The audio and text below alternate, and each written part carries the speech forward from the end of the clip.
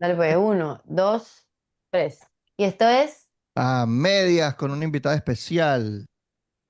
y con un episodio noticioso de transición, otra vez, otro episodio de transición. Por tercera vez tenemos a Paola Bautista de Alemán con Tercera, nosotros. como quinta. ¿Sí?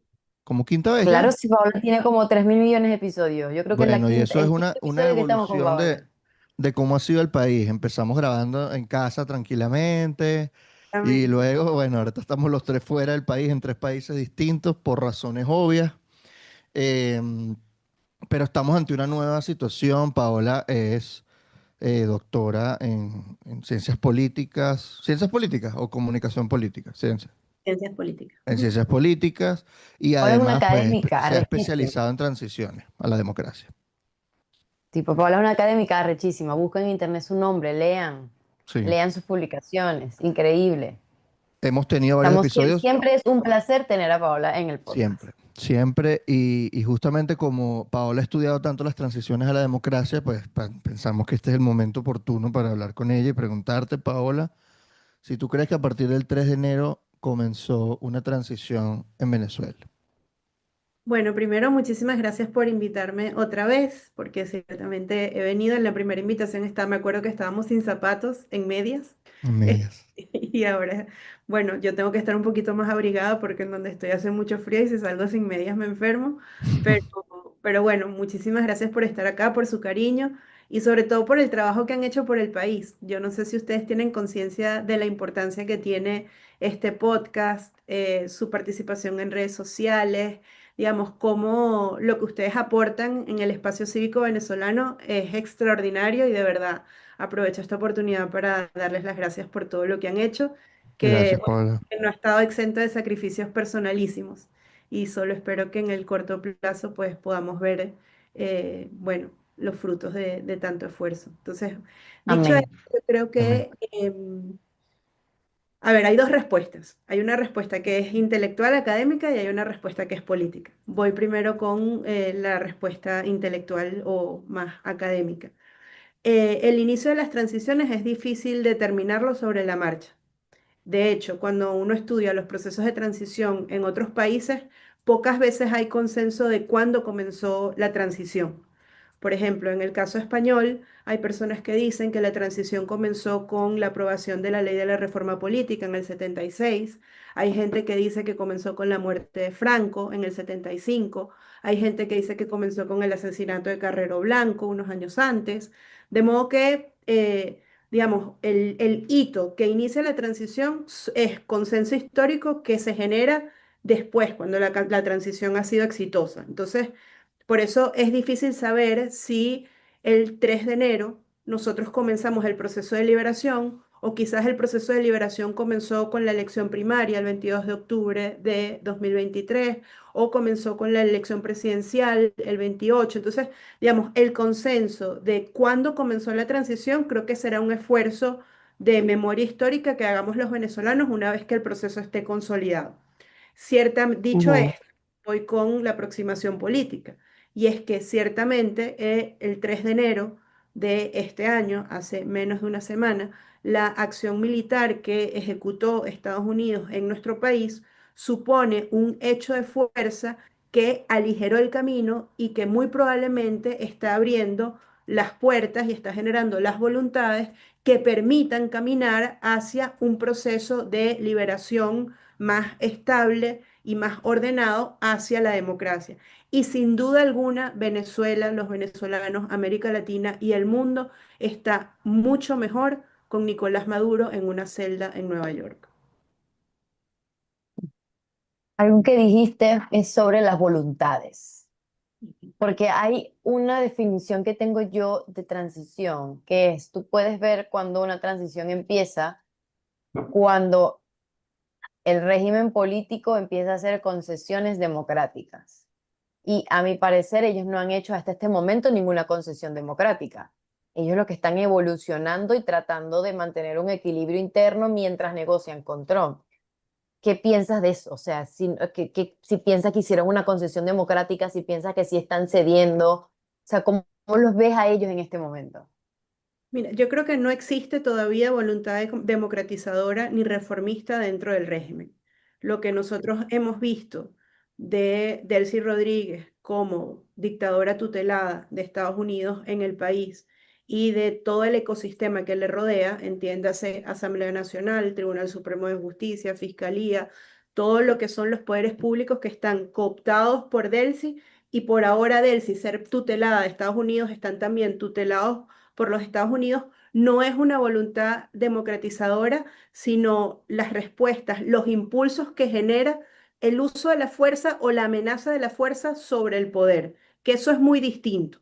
Ahorita lo que nosotros tenemos que ver y analizar y observar y hacer una suerte de auditoría ciudadana de los venezolanos, que somos los que tenemos el derecho de velar por nuestro país y ejercer nuestra soberanía, es ver cuál es el alcance de la fuerza o de la amenaza del uso de la fuerza sobre las acciones que esta dictadura tutelada puede tomar para avanzar hacia la democracia, que en resumen es lo que dijo el presidente Donald Trump en la entrevista que tuvo en The Atlantic, que creo que salió el lunes, o el domingo o el lunes, si no me equivoco, en donde él le dijo, bueno, si Delcy Rodríguez no se porta bien, tendrá un destino que será peor que el destino que tuvo Nicolás Maduro. Entonces, yo todavía no hablaría de voluntad democratizadora dentro del régimen de Delcy Rodríguez, sino que hablaría de la respuesta del régimen a impulsos de fuerza, que es distinto. Claro, es como ellos se ven obligados a conceder lo que le pide justamente Es una Trump. lógica malandra, o sea, Claro, honestamente, o sea, una claro, lógica muy malandra, o sea, es como es el estímulo ante la fuerza o la amenaza de la fuerza, así de simple, claro. El pranato consiguió un plan mayor. más o O menos. sea, el estímulo de la fuerza a un estado que sigue siendo gangsteril, un estado que sigue siendo un estado mafioso, ¿no? Claro, es que, digamos, sacaron al dictador, pero no han desmantelado la dictadura, no hemos desmantelado la dictadura. Las estructuras que sostenían a Nicolás Maduro permanecen en el poder y son las que están sosteniendo en el poder a Delcy Rodríguez, con la diferencia que los estímulos de mantenimiento son distintos a los estímulos de mantenimiento que tenían con Nicolás Maduro, que definitivamente se agotaron, porque una cosa de la que poco se habla, pero que yo creo que es interesante poner sobre la mesa, es que a Nicolás lo entregaron.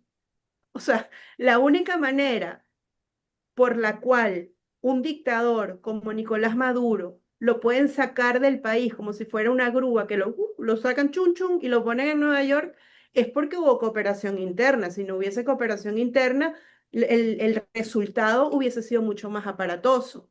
Entonces, Ujú.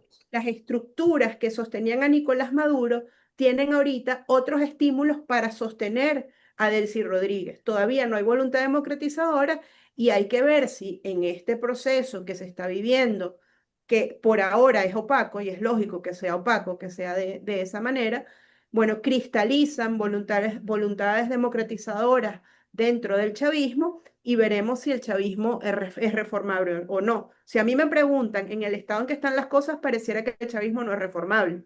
Pero bueno, ¿En hay que estar serio? abiertos al ¿Te tiempo. parece que no es reformable?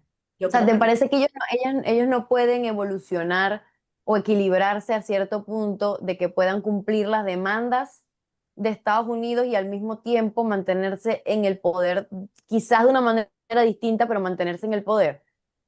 Mira, yo creo que O sea, eso es muy... yo lo dejo sobre la mesa porque tengo esta variable de que ellos están siendo contradictorios en su discurso de toda la vida, que ahora es, literalmente se entregaron a los Yankees como toda la vida dijeron que nunca lo iban a hacer y estaban en contra. Pero yo siento que son como, siempre digo que son como una cucaracha, ¿sabes? Como que, Dios mío, de verdad sobrevive una bomba atómica y están ahí. O sea, les bombardearon y les quitaron al presidente y todavía el quiebre de la coalición dominante no pasó. O sí pasó y se quedaron en el poder.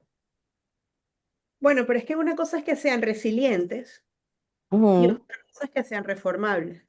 O sea, Mm, una cosa es que ellos se doblen para no partirse y su afán de poder o sus ganas de permanecer en el poder les permitan llegar a los puntos de cinismo que tú misma has descrito, y otra cosa es que surja un chavista demócrata. Esas son dos cosas totalmente distintas.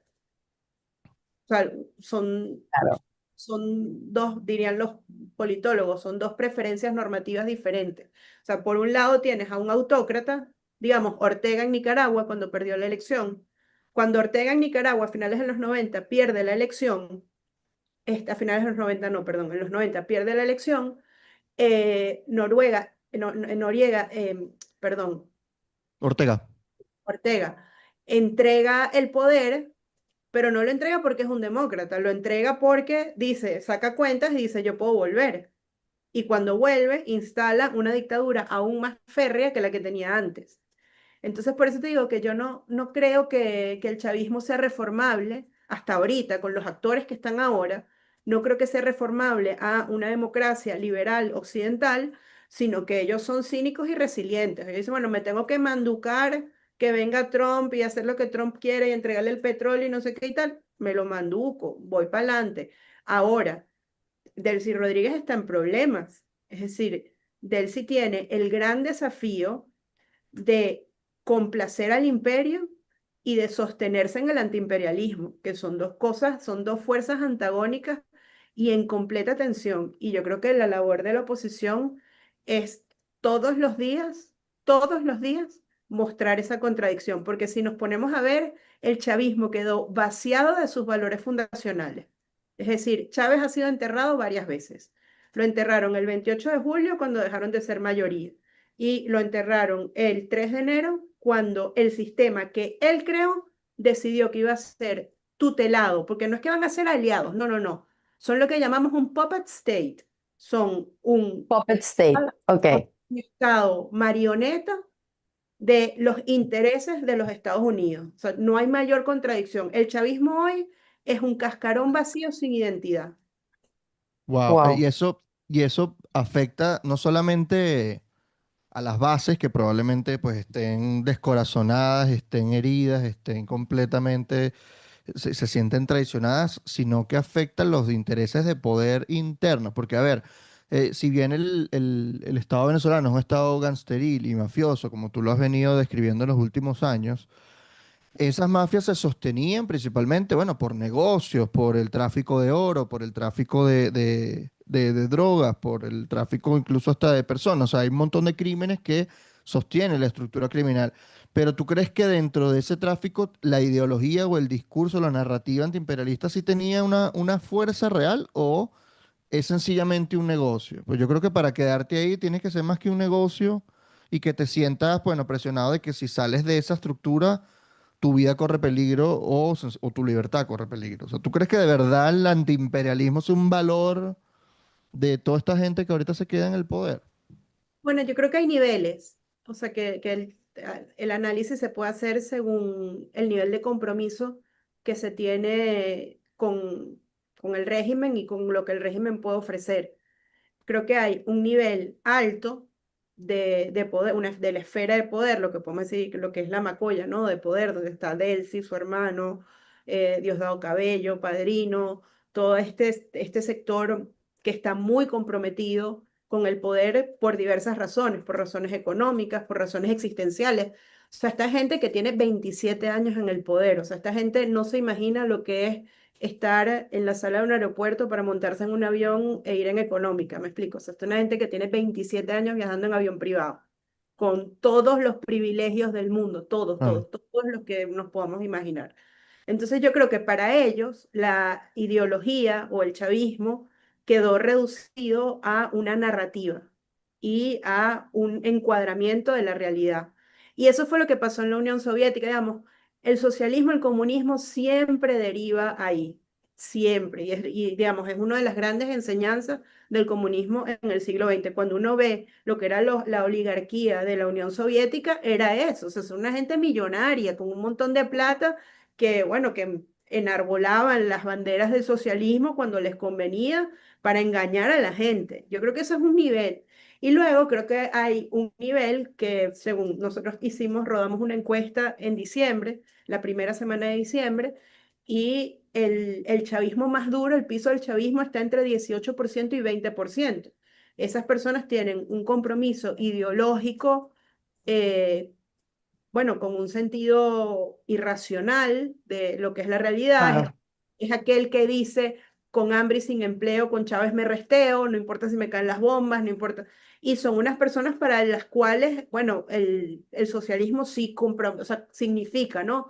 Un motor existencial en sus decisiones políticas, tal, pero es una gran minoría. La verdad es que cuando uno empieza a pensar en lo que es la historia del chavismo, en toda ustedes son muy jóvenes, pero yo, por ejemplo, en el 98 tenía 17 años y uno empieza a ver lo que ha derivado el chavismo y es una absoluta vergüenza. Ha sido una estafa en todos los sentidos, una estafa social, una estafa política, una estafa económica, una estafa moral. Ha sido la destrucción de una opción política que en determinado momento, pues evidentemente fue atractiva para los venezolanos. Y yo creo que estamos en ese momento. Estamos en el momento en que tenemos que hablarle al país con la verdad. O sea, esta gran estafa reselló su carácter vicioso y cínico, siendo ahora tutelada por los Estados Unidos. Que nos explica ahorita Delcy Rodríguez, chico, cómo es que ella ahora para tomar decisiones tiene que alzar el teléfono en Washington para ver a cuántos presos suelta. ¿Cómo es eso? ¿Ah? O es que ahora tiene que llamar a Estados Unidos para ver a quién le manda el petróleo. Pero que estamos en una era pre-Gómez. ¿Y por qué estamos en una era pre-Gómez? Estamos en una era pre-Gómez porque estas señoras destruyeron el país. Nos prometieron independencia y ahora estamos supervisados y tutelados. Nos prometieron libertad y nunca hemos sido más esclavos. Entonces yo creo que la oposición Wow. venezolana ahorita llegó el momento de hablar con la verdad al país y empoderarnos realmente del espíritu libertario que se expresó el 28 de julio y que sigue en nuestro país. Porque no es verdad que los venezolanos estamos reducidos, hechos pequeños o estamos silenciados. No, señor. En Venezuela, no sé si ustedes vieron el clip que hizo la gente el del béisbol, que ellos son buenísimos, que tienen un podcast, El cuartico. el Cuartico. Ajá. Bueno, en Venezuela todos estamos en el estadio y estamos locos por gritar honrón. Bueno, gritemos honrón, porque es que estamos en puertas de eso, realmente. Totalmente. Y Yo yo ahora creo que que... menciona, bueno, dale, dale, dale. ¿Ah? Voy. Dale, pregunta. Sí, porque, a ver, tú contabas que no hay, que no parece que hay voluntad democratizadora o reformista dentro del chavismo. Sin embargo, han ocurrido algunas cosas en las últimas horas, y no hablo tanto de los anuncios, que los anuncios son como señales, pero puede ser todo mentira y retórica. Anuncios de Jorge Rodríguez de que van a hacer reformas a los códigos civiles, penales, etcétera. Delcy Rodríguez diciendo vamos a reparar el sistema eléctrico cuando siempre habían dicho que era unos ataques del imperio, que el sistema eléctrico estaba perfecto y todo lo demás. Pero cuando ataca el imperio, ahí sí lo van a reparar. O sea, es como una contradicción absurda, como tú decías, las contradicciones. Esto por ahora, bueno, más que señales, puede ser como decir cosas para que la gente se calme un poco. Pero ayer anunciaron que iban a liberar un montón de presos políticos, no dijeron nombres, ni dijeron el número. Jorge Rodríguez dijo un número importante. Pero ayer, hasta el momento que estamos grabando, al parecer unas 8 a 11 personas es lo que se ha confirmado que se ha excarcelado. Han rodado un montón de Excarcelado, no listas. liberado. Exacto. Y eso no es un número grande porque hay más de 800 presos políticos, ¿no? Eso por un lado. Pero Trump hoy anunció que iba a cesar la segunda ola de ataques porque están cooperando, y lo dijo expresamente, están cooperando porque van a liberar presos políticos como un gesto de paz. Primera vez que Trump se refiere a la liberación de presos políticos como condición para él no amenazar con acción militar, cosa que nos hace ver que va más allá del petróleo, que también las negociaciones van por el tema de la democratización. ¿Tú crees que, sí, tú bien dijiste que ellos están es como cediendo ante la fuerza, pero ahora que Trump confía en que sí se va a dar esta liberación, o que más bien está dando esta señal, quizá, porque si ayer no se liberaron cuando se prometieron, se puede sospechar que hay una persona dentro del régimen que no quiso que se liberaran. Estas contradicciones internas, ¿tú crees que cuánto puede aguantar? ¿Y de qué depende? Porque si no vas a confiar en Trump, o sea, Trump puede decir, ya no voy a atacar. Pero Diosdado, por ejemplo, que está de primero en la lista, va a decir, ajá, ¿y cómo confío yo que no me van a...? Exacto, o sea, y puede ser el que esté el reteniendo, por ejemplo, los presos políticos. Entonces mi punto es, la presión, ¿cómo, qué tanto se puede aguantar? O sea, esto puede durar 2 años así, puede durar hasta los midterms, el chavismo. Bueno, la verdad es que es difícil ponerle tiempo, porque es un proceso bastante inédito y la verdad es que sería poco honesto en mi parte ponerle fechas, ¿no? A esta realidad. Lo que sí sé es que el chavismo como sistema autoritario tiene sobre sus hombros un montón de contradicciones muy complejas, porque nosotros aquí estamos hablando de las contradicciones que son evidentes, es decir, el tema Ujú. narrativo, el tema de los presos políticos, el tema económico más superficial, que son los 50 millones de barriles de petróleo que ya Estados Unidos anunció, pero hay unas contradicciones que están por debajo de ese nivel que nosotros no tenemos precisadas, pero que realmente tienen que existir. Por ejemplo, las preguntas sobre la entrega de Nicolás, yo estoy segura que esas preguntas están bajo la mesa y esas preguntas generan mucha tensión. Yo no sé si ustedes vieron, bueno, seguramente sí lo vieron, el video cuando Delcy Rodríguez se juramentó, las caras que tenían algunos actores políticos y cómo Ujú. Delcy Rodríguez y Jorge sonreían, pero luego cuando se acercaban a abrazar a algunas personas, pues esas personas se echaban para atrás o no correspondían la sonrisa. Eh, bueno, el mismo modo cómo se ha manejado la ausencia de Nicolás Maduro, o sea que es, sí, vuelve a caer en el cinismo, ¿no? Porque todos sabemos que Nicolás Maduro no va a regresar. O sea, hasta el Ujú. chavista más nublado por su preferencia política sabe que Nicolás Maduro tiene los ganchos y está en una celda en Nueva York. O sea, ese señor no va a regresar, Ni Maduro ni Cilia no volverán. no volverán. O No sea, volverán. Nicolás no tuvo su 13. No Nicolás tuvo no su... tuvo No, su 13. Porque ya es 9 y se fue el 3. Y se fue por eso. O sea, entonces, digamos, es una irrealidad que el mismo chavismo sabe. Y como esas hay miles. O sea, por ejemplo, yo veía el tema de los 50 millones de barriles que PDVSA se comprometió que van a llegar a Estados Unidos. En el mejor de los casos, Venezuela produce, en el mejor de los casos, 1 millón de barriles al día. Y estoy siendo muy optimista porque hablan entre 600.000. demasiado. Pero vamos a ponerle Ujú. 1 millón para que la cuenta sea redonda. 1 millón. ¿En cuánto tiempo Delcy le va a entregar? Eso es, si es al día, la producción entera petrolera al día, eso son como muchos 50 días. Y ahí hay varias preguntas. ¿Delcy le va a seguir mandando petróleo a Cuba? Ujú. ¿Cómo va Delcy a abastecer la gasolina dentro de Venezuela? ¿O cuál es la tratativa a la que se está llegando con la administración Trump para abastecer las demandas internas?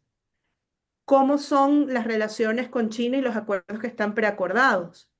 ¿Cómo es la relación con Irán? Entonces, digamos, yo no tengo las respuestas, son preguntas que van surgiendo cuando uno ve porque, digamos, no nos han dado información o no tenemos información. Pero todas esas preguntas son focos de disenso, aguas abajo, que no vemos Claro. y son fuente de conflicto y contradicción para quienes están en el poder, que estaban acostumbrados a ejercer el poder, bueno, a la libre, como a ellos les convenía, Ujú. ahora tienen a una fuerza superior que con independencia si dice, vamos, no va según los segundos ataques o si van o lo que sea, epa, los barcos siguen ahí, los barcos Ujú. están ahí. Y digamos, Donald Trump ha demostrado que es un vocero bastante errático. Es decir, él hoy puede decir a las 7 de la mañana lanzar esa declaración en sus redes sociales y a las 10 de la mañana se para y dice otra cosa. Y corres o no en cosa, o corres o te encaramas.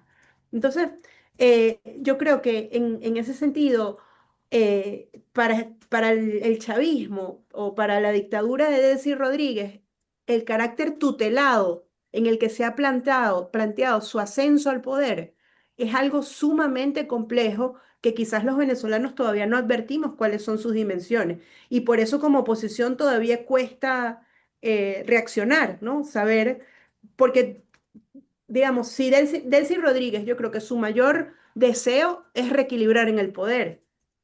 Es que Ujú. efectivamente en estas tres fases que ha anunciado Rubio, que es estabilización, recuperación y transición, el chavismo vuelva a ser una fuerza competitiva y cuando vayamos a elecciones ellos ganen. Eso es lo que ella quiere hacer.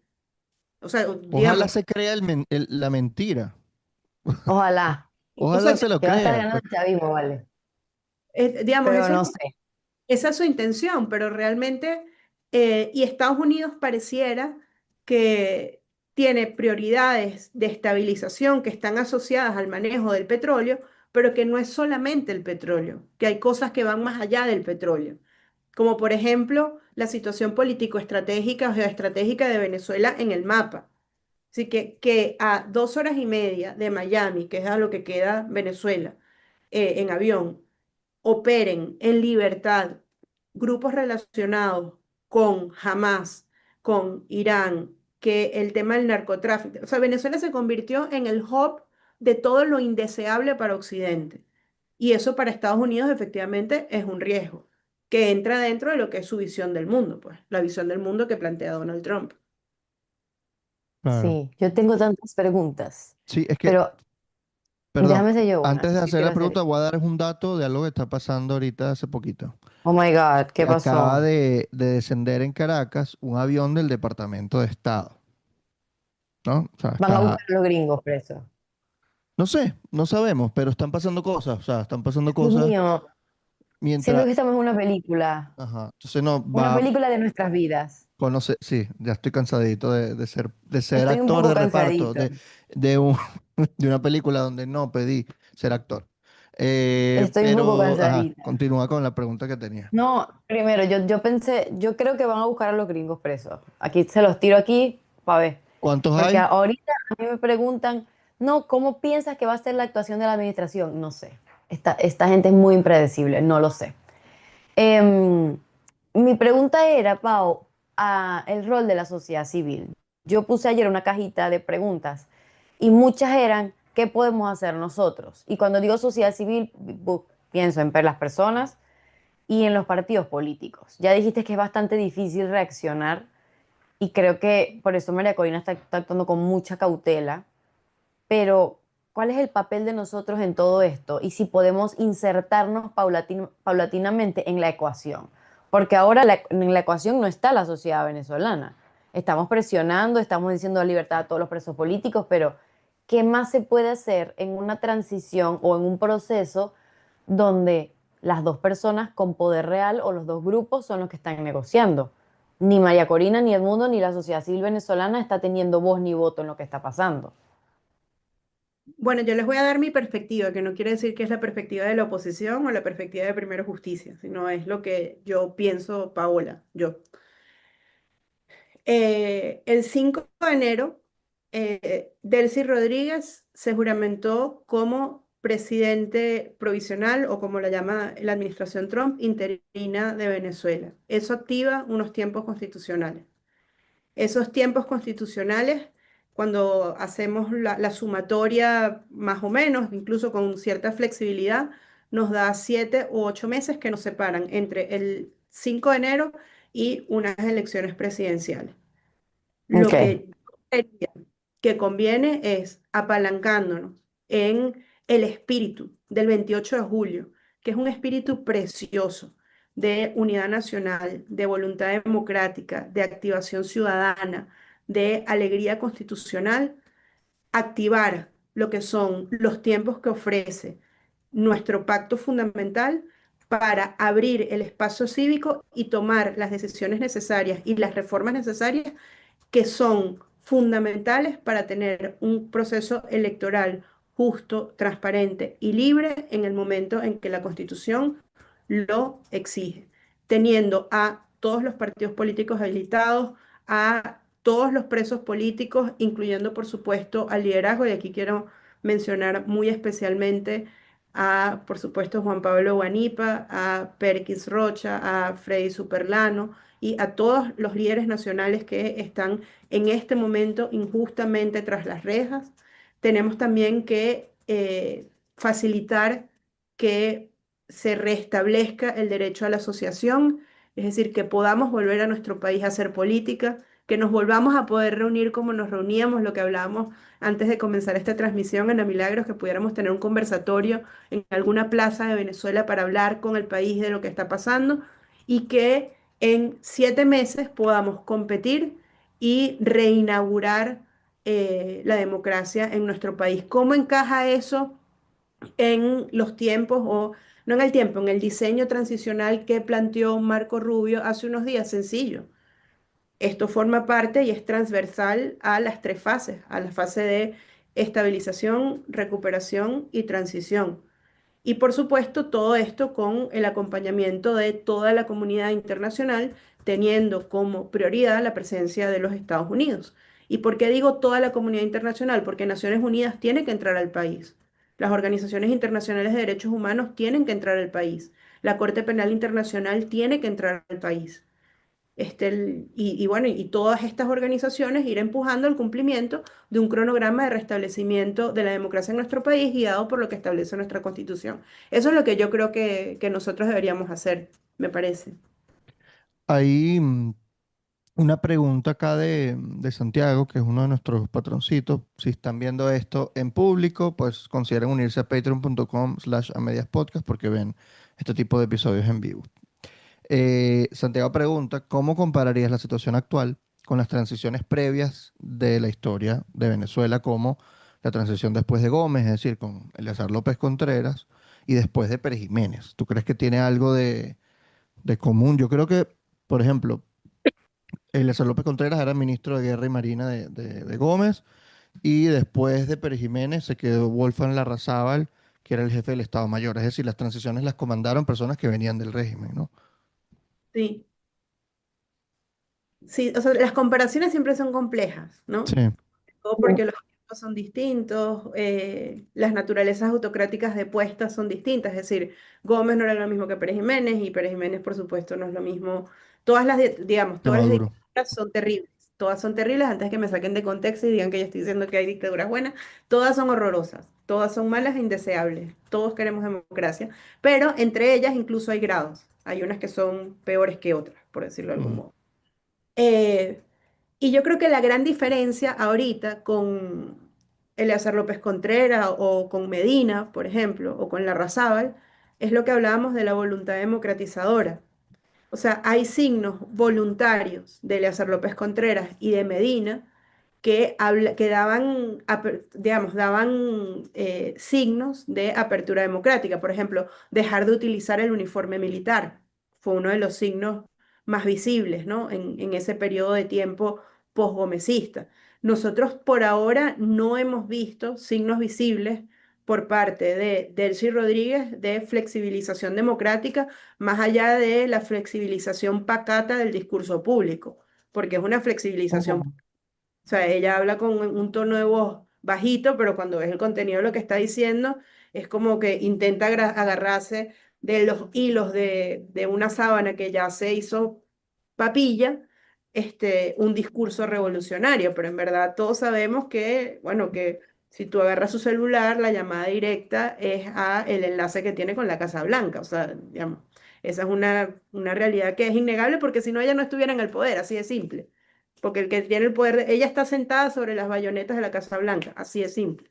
Entonces, eh, yo creo que ahí puede haber en el futuro, pudiéramos hacer ejercicios de comparación y paralelismo, pero la gran diferencia que hay ahorita es la ausencia de una visible voluntad democratizadora por parte de la dictadura tutelada de Delcy Rodríguez. ¿Se necesitaría más presión por parte de Estados Unidos para que lo haga o presión de la sociedad civil venezolana con la administración de Trump? Yo creo, y la verdad es que Sí. el chavismo, ya no sé cómo llamarlo, el rodriguismo, no sé, o sea, a lo que ha derivado el chavismo La maduro, dictadura. la dictadura tutelada que tenemos ahorita, este sistema lo que ha demostrado es que a lo único que responde es al plomo. O sea, Qué fuerte eso. ellos, Claro. bueno, pero es lo que han demostrado, la verdad. Porque dime Sí. tú, o sea, ¿qué no hicimos los venezolanos? ¿Qué no hicimos? Pana, lo hicimos todo. todo todo. lo que había en el catálogo de opciones de resistencia pacífica y ciudadana para avanzar a la democracia, nosotros lo hicimos. Y lo hicimos, no solamente lo hicimos bien, sacamos 20, Bien. lo hicimos Y perfecto. todavía. Entonces, A mí me claro, parece súper curioso el hecho de que igual hubo una acción armada fuerte en el territorio y que aún así no se hayan quebrado. No, o sea, yo no sé si tú piensas que ya el quiebre interno pasó o está a punto de pasar, pero esto nos dice a nosotros que lo hicimos bien, pero que nunca iba a ser suficiente, porque todavía se metieron en Venezuela, bombardearon Venezuela y esta gente sigue en el poder. Siguen el poder de la manera que sea, pero siguen ahí. Y creo que eso sí yo aprovecho a decirle a todos los que nos están viendo que lo hicimos bien, pero esta gente está tan loca, son tan sádicos y tan hambrientos de poder y le importa tan poco la dignidad humana que están dispuestos a quedarse ahí el tiempo que aguanten, ¿no? Entonces, la pregunta específica era, ¿tú piensas que ya el quiebre interno pasó o está construyéndose las bases para? yo creo que a diferencia de lo que alguna vez se pudo pensar en los análisis, de que el sistema podía hacer aguas una vez que su cabeza fuera extraída, esto lo que es como un desplome en cámara lenta, ¿no? Cada contradicción que va cristalizando en el proceso político va horadando lo que son las bases que lo mantienen y, y yo creo que tenemos que estar preparados para que ocurran purgas dentro del chavismo, que se lleven preso a gente de ellos mismos, que hayan episodios que quizás desde afuera nosotros no comprendamos, pero que lo que hay detrás es, sí, la cristalización de contradicciones insalvables entre grupos de poder que forman parte de la coalición. Y, y creo que por eso hay que estar muy atentos y por eso creo que fue muy responsable y prudente el modo en que abrieron esta conversación de que las cosas están sobre la marcha y que pueden cambiar de un momento a otro, ¿no? Estamos en un momento profundamente contingente en donde pareciera que no hay, todavía no hay estabilidad y hay pocas cosas claras en el horizonte. Te tengo una pregunta sobre ya lo que nosotros tenemos que hacer como venezolanos, lo que podemos hacer y lo que estamos dispuestos a hacer. Porque está pasando algo curioso desde hace mucho tiempo ya, incluso antes del 28 de julio, que es el terrorismo de Estado en Venezuela. O sea, en Venezuela hay un estado de absoluto terror, de miedo, que hay gente que decide estos días no salir de su casa por temor a pasar por una alcabala y que los detengan, les revisen el teléfono, los extorsionen. He escuchado historias de personas que le han quitado $1.500 para no llevarse los presos porque le consiguieron un WhatsApp donde hablaban de la captura de Maduro, ¿no? Eso está pasando en Venezuela y ya siento que todos los venezolanos se sienten perseguidos políticos. O sea, es como cualquiera puede ser víctima de persecución política por ser un disidente o percibido como disidente, cosa que además ya lo ha denunciado la Misión de Determinación de Hechos de la ONU, ¿no? Que Ujú. investiga los crímenes de lesa humanidad. Este miedo, por supuesto, ha hecho salir a mucha gente del país, como es nuestro caso. O sea, nosotros tuvimos que salir porque nos sentíamos en peligro, pero esto puede ser reversible. O sea, ¿tú crees que de repente un día la gente salga a la calle a protestar, a exigir que de él se entregue el poder, que haya elecciones libres otra vez, o que vuelva Edmundo González Urrutia, que fue electo el 28 de julio? O justamente este miedo hace que la gente ahorita esté como en un estado de parálisis esperando que pase algo de fuerza mayor. ¿Cómo crees que esto se pueda revertir, digámoslo así? Bueno, es que yo creo que esa es la tensión que Delcy Rodríguez como dictadora tutelada enfrenta, ¿no? Yo me acuerdo, hay una frase, pero yo no me acuerdo ahorita muy bien, creo que el autor es un señor que se llama Barros, que escribe sobre la dictadura de Augusto Pinochet. Y una de las cosas que se ve en la transición chilena es que cuando se abrieron fisuras de libertad para la sociedad chilena, no hubo forma de contener esas fisuras y esas fisuras se convirtieron en boquetes y después la libertad fue incontenible. Entonces, una de las tensiones que maneja la dictadora es la siguiente, es que por parte de los Estados Unidos se exigen, se demandan signos de flexibilización en los derechos civiles de los venezolanos, entre otras cosas porque Estados Unidos también tiene que manejar la opinión pública internacional. O sea, Estados Unidos no puede quedar como que la única razón por la cual extrajo a Nicolás Maduro del poder fue para quedarse con el petróleo. Esa lectura es muy simplista y no corresponde con la realidad. La realidad es que la acción de detrás de la acción de Estados Unidos hay una posición mucho de Estado, mucho más compleja por parte de de la administración Trump. Entonces, él sí tiene que manejar estas demandas que son reales y que existen junto a el inmovilismo de la dictadura que ella encabeza, porque el chavismo ha demostrado ser un sistema muy inmovilista. Es decir, no quieren abrir, no quieren ceder ni un solo espacio. ¿Y en qué radica el inmovilismo? En que si nos dan un poquito, digamos, si el venezolano percibe que la capacidad o la voluntad de represión de la dictadura de Delcy Rodríguez se ha reducido, muy probablemente tendremos muestras y exigencias de libertad dentro de Venezuela. Pero para eso tienen que haber signos de flexibilización en la represión. Entonces yo creo que esa es la gran tensión que tenemos. No sé si ustedes vieron ayer la gente a las afueras del helicoide. Eso no era pensable hace un tiempo, que hubiera personas No. que se acercaran a las afueras del helicoide a ver si sus presos iban a salir o por si el presos miedo, ¿no? iban a salir, porque había periodistas muy valientes. Yo vi que estaba Adriana, estaba afuera a las afueras del Sí, helicoide. O Adriana sea, Núñez. yo quiero decir aquí que Adriana Núñez y Nicole Koster, que están haciendo este podcast que se llama Esto es Venezueling, de verdad me quito el sombrero a mis amigas porque están en el terreno y están cubriendo los hechos con la narrativa, ¿sabes? Es como siempre cuidándose, pero están allá y están cubriendo las cosas y me parece increíble que lo estén haciendo a pesar del contexto. Solo no, y quería decírselo. sobre todo con una autenticidad. Yo voy a aprovechar de meterme en ese piropo porque es que me parece que lo están haciendo súper bien y con una autenticidad extraordinaria, porque mientras tú tienes periodistas que son muy activos en redes para promocionar cremas de, ¿sabes?, antienvejecimiento y carros último modelo y tiendas super top en el Sambil, ahorita Y están entrevistan al pequeño narco, al narco exactamente. baby. Ajá.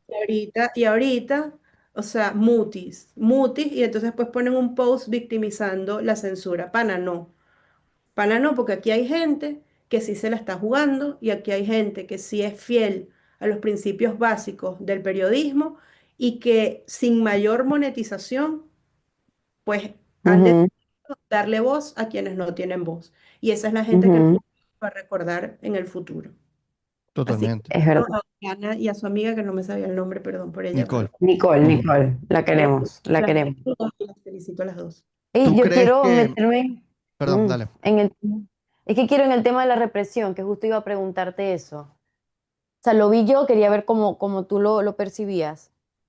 Yo tenía esperado que después de eso que pasó con Maduro, o no, no esperado, sino que lo vi, capaz, dije, se va a desatar una ola represiva parecida a la del 29 de julio. Para los que nos están escuchando, después del 28 de julio, que lo hemos mencionado muchas veces, hubo una ola represiva que casi sin precedentes. Y yo dije, vamos a ver a los cuerpos de seguridad en la calle vueltos locos, vamos a ver la ciudad militarizada. Y fue todo lo contrario. O sea, ni siquiera la frontera con Colombia estaba militarizada. Había obviamente colectivos, habían organismos de seguridad vestidos de civiles. O sea, las detenciones arbitrarias no cesaron y tampoco la corrupción o el matraque con la gente en la calle quitándole dinero, amenazándolos. Pero eso no es un patrón nuevo, eso se mantuvo antes. O sea, antes de la extracción de Maduro, esa era la represión que había.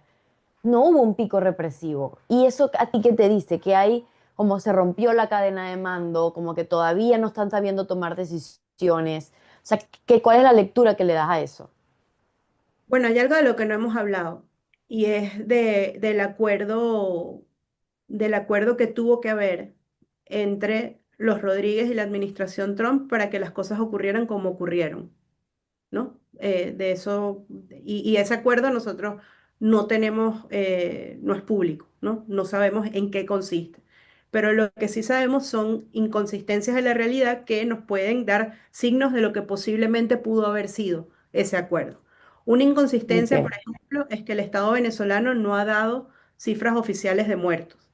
Es decir, poco a poco han ido mostrando que sí, actos de conmemoración de las personas que perdieron la vida en la acción militar del 3 de enero. Ayer creo que Delcy anunció que iba a haber un monumento para los fallecidos. O sea, cosas, luego hay voceros particulares de la dictadura que se han encargado de eso, como Héctor Rodríguez, Diosdado Cabello en el Mazo Dando, pero el Estado venezolano, tan dado a victimizarse, no ha sacado un comunicado diciendo, miren, el 3 de enero murieron, no sé, no me atrevo a dar número porque eso es muy delicado, pero murieron tantas personas en esta localidad, tantas personas acá, tantas personas. No hay un saldo de muertos. Y la mejor evidencia de que Venezuela antes estaba invadida es que los únicos que han dado cifras de muertos han sido los cubanos. No los cubanos.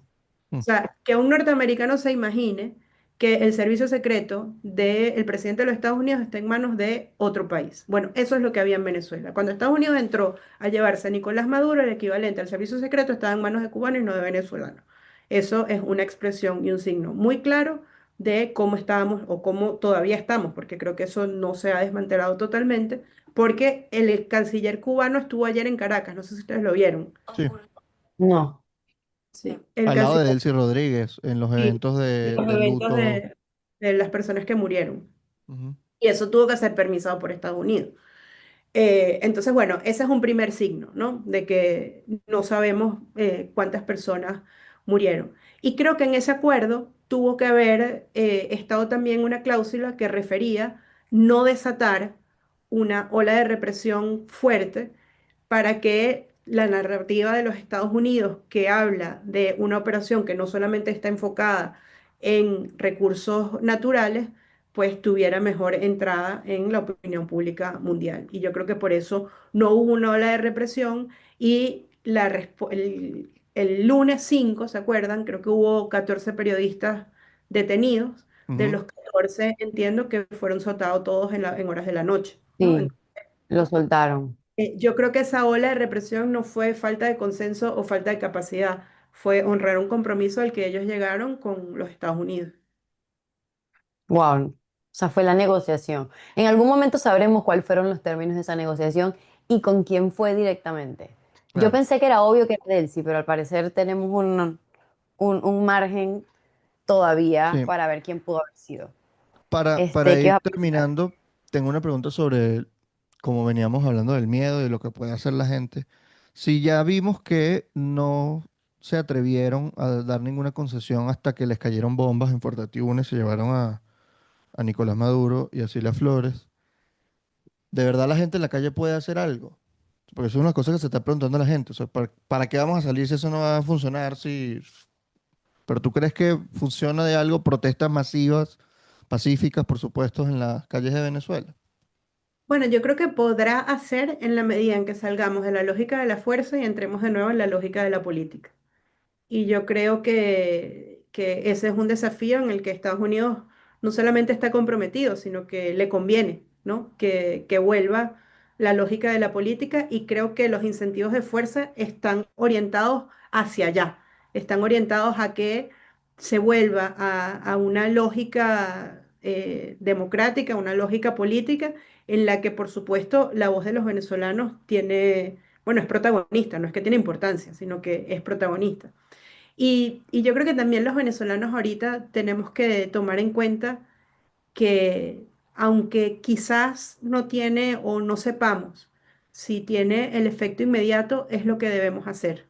Yo viendo cuando, bueno, el 3 cuando cayeron las bombas, salió Nicolás y todo lo que ha pasado, y por eso me he animado a escribir muy pronto y a dar mi opinión muy pronto, porque estos procesos históricos pasan y luego a nosotros nos corresponderá escribir nuestra historia.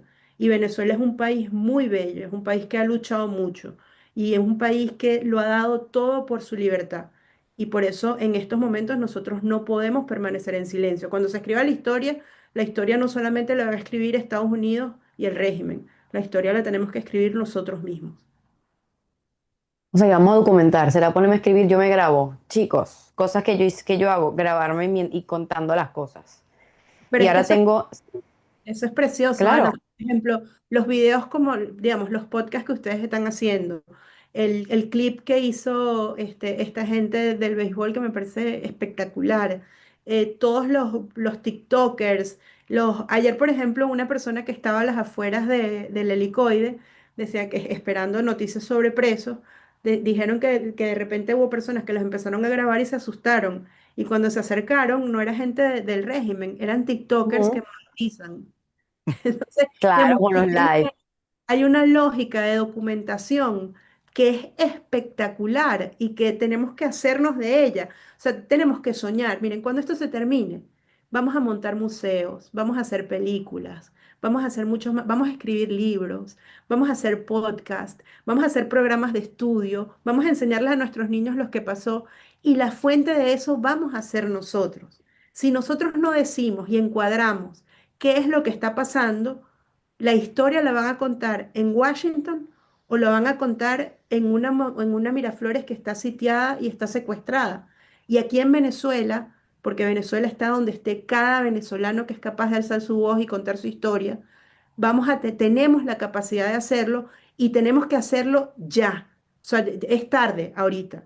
Todos, y si nos equivocamos en el análisis, rectificamos. Bueno, digamos, escribimos un primer párrafo en donde decimos, como ustedes cuando hicieron este podcast, que bueno, esto todo puede cambiar. Sí, puede cambiar, pero tenemos que ir contando minuto a minuto, porque lo que es estable, mientras todo cambia, es que nosotros vamos hacia la democracia.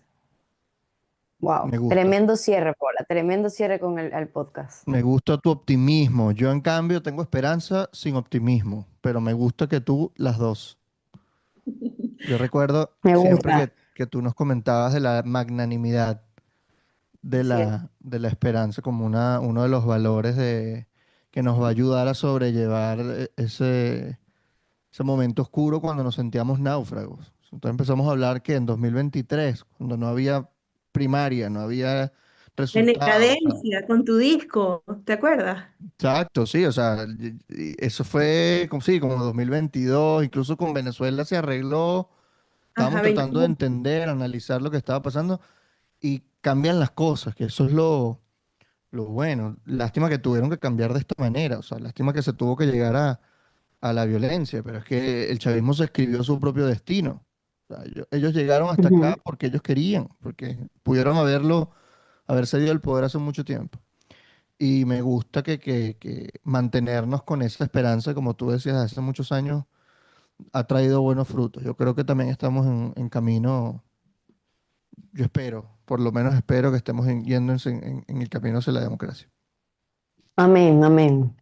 Pero bueno, en conclusión, Quedamos a medias, gracias Paola. Pueden seguir a Paola en Paola, bueno, Paola, Instagram, sí, ¿cuál es tu Instagram? Pues se me olvidó ahorita. Mi Instagram Paola es Alemán, ¿no? exacto, Paola de Alemán y ahora tengo TikTok. Estoy entrando en el mundo Ah, del TikTok. Nice. está en TikTok. Estoy Que en sigan a Paola, TikTok. mira, te lo muestro. Me Ajá, gusta. Paola de Alemán, síganla en Instagram, en me pueden TikTok. seguir. Lean sus artículos. Lean Yo, sus artículos en la Grabandea, búsquenlo. yo soy un poco torpe con esas cosas, pero estoy aprendiendo, me están enseñando y bueno, me estoy esforzando, chicos, de verdad. Muy Estoy Bueno, el bien. último video te quedó lindo. El Sí, último video te quedó lindo. hace poco hiciste un video de qué pasó el 3 de enero, me gusta. Está exactamente. bueno, estuvo bueno. Y también vean la entrevista que hizo con La Gran Aldea hace un par de días, también está bastante interesante. Así que gracias Paola de nuevo y ustedes recuerden suscribirse, darle like y únanse a Patreon donde tenemos conversaciones más extensas y decimos más cosas de las que decimos acá. Chao. Es verdad.